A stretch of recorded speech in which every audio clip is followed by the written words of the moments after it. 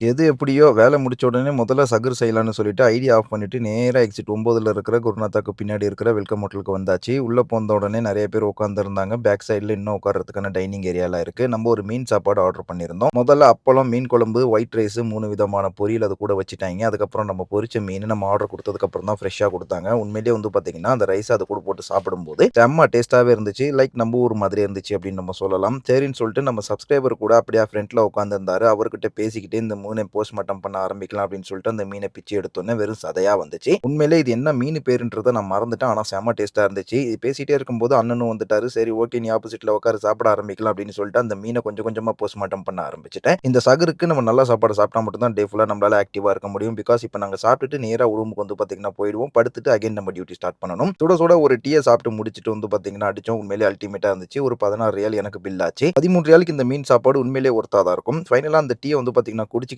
நம்ம வந்து கிளம்பியாச்சு. வீட்டுக்கு போம்போது அண்ணன் சொன்னுச்சு, "குடு உன் வண்டிய நான் ஓட்டுறேன். என் வண்டிய நீ ரூமுக்கு எடுத்துட்டு வான்னு" சொன்னாரு. சரி ஓகேன்னு சொல்லிட்டு நம்மளும் எடுத்துட்டு வந்தாச்சு. நெறைய பேர் உங்க வண்டி என்னாச்சுன்னு கேட்கறீங்க. அத நான் சேல் பண்ணிட்டேன். இப்ப நான் கம்பெனி வண்டி தான் ஓட்டிட்டு இருக்கேன் கைஸ்.